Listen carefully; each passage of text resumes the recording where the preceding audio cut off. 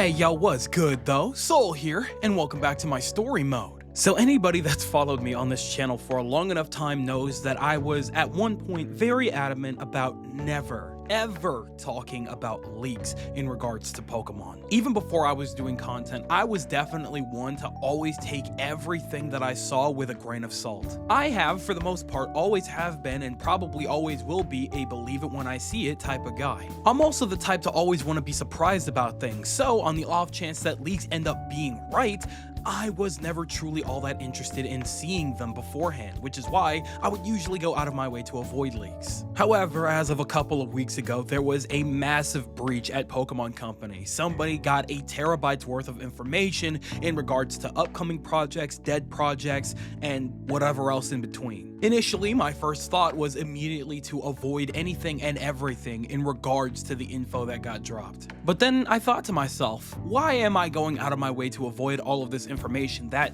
frankly, might not even be completely true? So you know what? I decided right then and there, screw it, the doors are open. We're gonna talk about this stuff a little bit more. However, this does not change the fact that I am going to take every bit of information that I see and hear about with the heaviest grain of salt. And I also heavily recommend that everybody do this because, again, we don't even know if everything that we've received is true. On top of the fact that it is very possible that now that we know about a lot of this stuff, there's a lot of things that can change. I've seen plenty of times where companies will completely cancel or change up projects solely because the public knows too much about them. So who knows, maybe Pokemon Legends EA will get some kind of a delay, or maybe any of the other projects, whether it be movies or stories or whatever else they got working on, could go through a delay of some sort to fix things up because of the breach. Now, with all of that being said, a couple of weeks ago, I decided that just in case I wanted to talk about this stuff,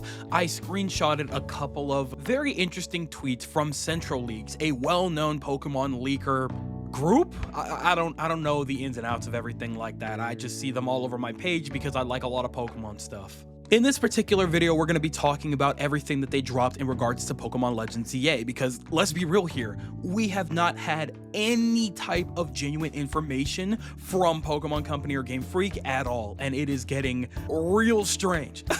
So, you guys already good and well know the deal by now. Go ahead and grab yourselves a snack, maybe preferably a bucket of popcorn, and slather some peanut butter on there, and let's go ahead and talk about all of the new information that we might know about Pokemon Legends EA.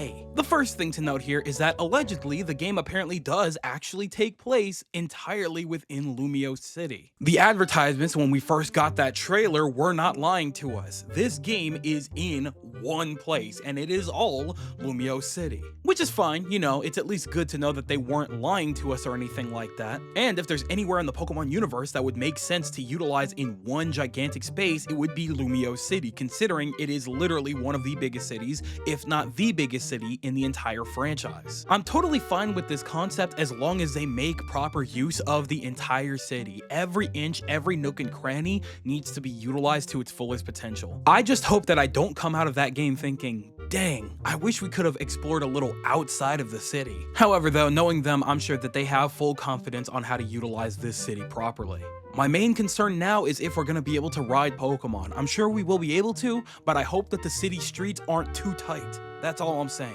The second thing to note here is that it's allegedly being built for Switch 1 and not Switch 2. See, I'm not entirely sure I believe, or maybe I just don't completely understand why they would do this. They deliberately, in their trailer, wrote in text that the game was coming to Nintendo Switch consoles in 2025. Why would they do something like this when they could have just as easily as any other trailer for Nintendo games that have been coming out over the past 7 years wrote coming to Nintendo Switch consoles in this particular time period? Now, of course, it's not impossible that they were solely referring to the Nintendo Switch in that trailer, but I don't know, that just seems kind of wrong, don't you think? Also, for a big seller like Pokemon, I feel like it would be foolish and reckless not to put a big name title like Legends EA as one of the big frontrunners for the Switch 2's first year. Despite what a lot of people may say or feel about the mainline games in the most recent era, these games are console sellers. It would benefit Nintendo and Pokemon Company very much if Pokemon Legends EA was one of the big first releases within the first year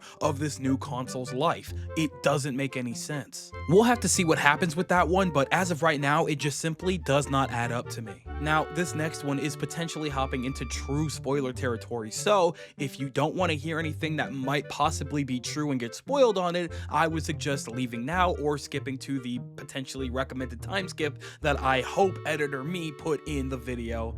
Let's talk about it now. A number of new megas will be introduced, including Mega Zygarde and Mega Zeraora. So a majority of that was absolutely a given, right? There's no way in hell they wouldn't introduce new Mega Evolutions to a game where they're bringing back Mega Evolutions. It would be kind of a waste of time if only Pokemon that we already knew had Mega Evolutions were the ones that were available to utilize in the game. And then of course Zygarde is a very obvious one, because why the hell wouldn't the name of the game have a Mega Evolution dedicated to it?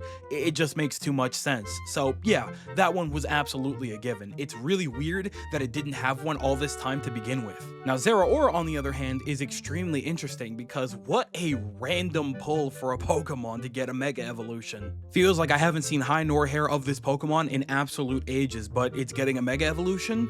Cool, I mess with it. I've always liked Zeraora's design. I thought it was pretty raw in the movie, so I mess with it. Why not? Now, it should be noted here that it does say plus others on this list, and I would absolutely, I need Luxray to get a Mega Evolution yesterday. It's about damn time. So let's wrap it up, y'all. Let's do this. Just pull the trigger, please. The next thing to note here is that the shiny sparkle sound from Legends Arceus is apparently back. For the love of everything that is good and holy in this world, not only should this never have left, it needs to be a mainstay, especially if Pokemon are going to be showing up in the overworld and we move as fast as we do. It is way too easy to miss shiny Pokemon. Keep that damn sound. I'm so serious. Shiny hunting is a very critical aspect for a lot of people when it comes to these games. I'm not that heavy of a shiny hunter, but I do indulge in it every now and again. And I'll tell it to you like this: it was much more bearable to shiny hunt in something like Pokemon Legends Arceus than it was in Pokemon Scarlet and Violet, because it was just so much more bearable thanks to the sound. I don't care who I have to argue with or fight with. This mechanic needs to be a mainstay when it comes to shiny Pokemon, especially if you're going to continuously introduce Pokemon that are only the size of my thumb, that barely make a pixel up on my screen when I'm out in the overworld. Do not let this be an exclusive mechanic to the Legends series. Make it a mainstay for all mainline Pokemon games. I'm just gonna put it like that. Regardless though, I am super glad that it's back, and that could easily add a couple of easy 100 hours to my playtime in Pokemon Legends EA, simply because shiny hunting will be more bearable. Now this right here is the one thing that really put me over the edge to talk about this. Apparently, unlike Pokemon Legends Arceus, ZA does not take place in the past. At first, I'm sitting here thinking, well, that's kind of dumb, because the entire aspect, the entire point of Legends is that it's a story about a legend, something that happened who knows how long ago. It made a lot of sense for a Legends story to take place in Kalos solely because there is so much history in regards to the war and to AZ.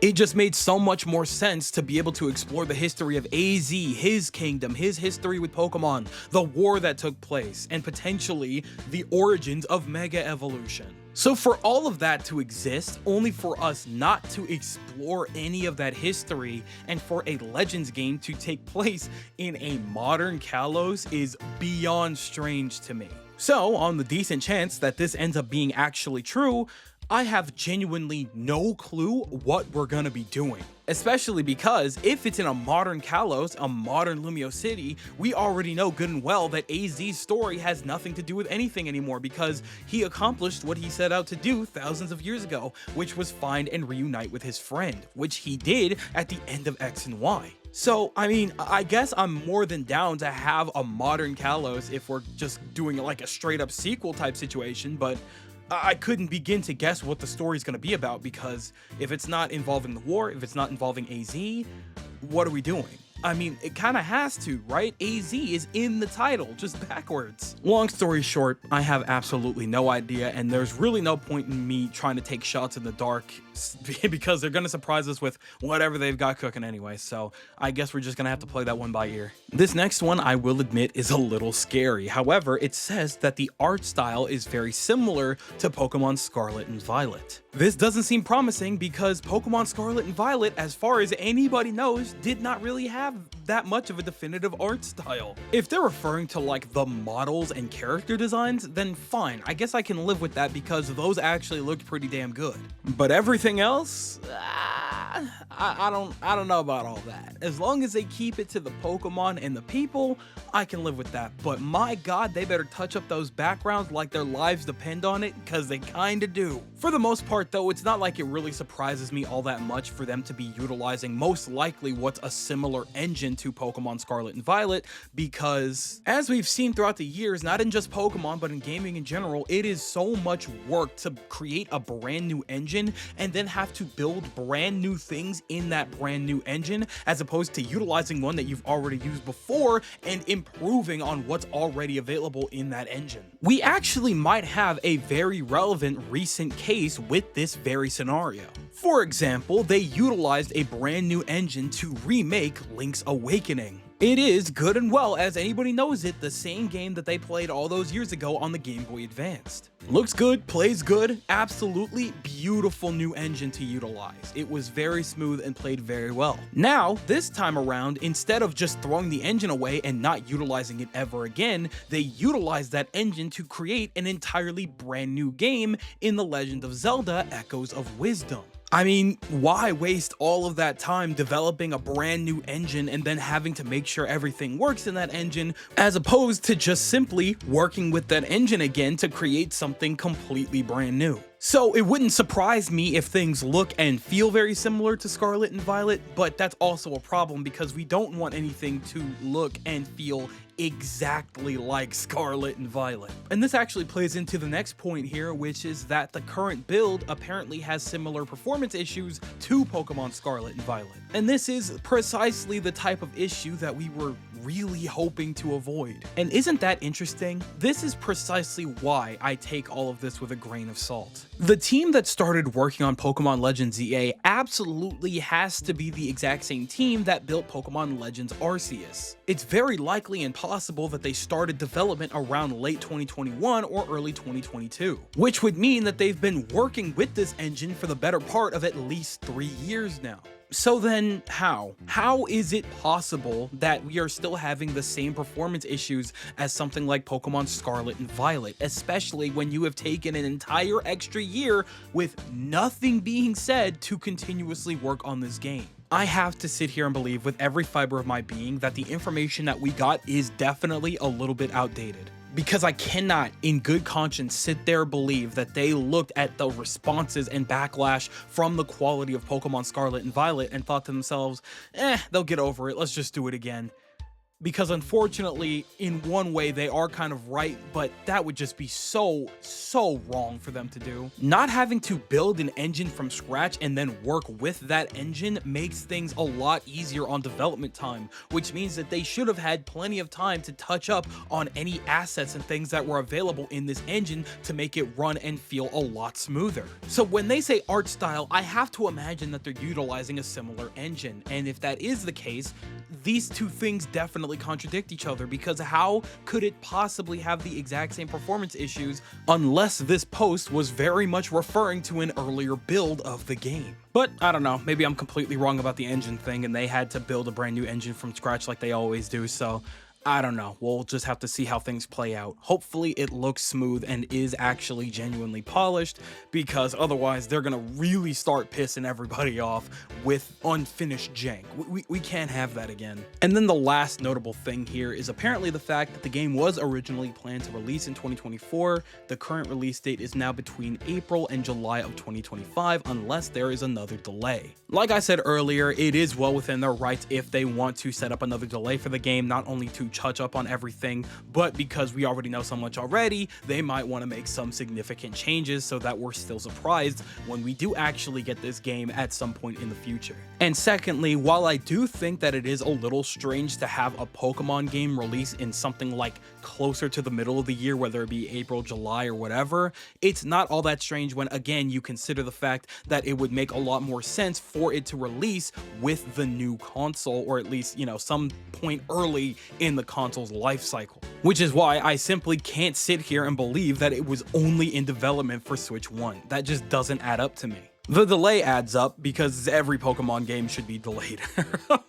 Maybe that's a bit of an overstatement, but regardless, it just doesn't make much sense otherwise. So, I don't know. Again, take everything that you've heard here with a grain of salt, because we cannot sit here and believe everything right off the bat, because you don't know what's true, what's not, what's going to change in the future, yada yada, so on and so forth. But other than that, though, that just about generally wraps it up for everything here.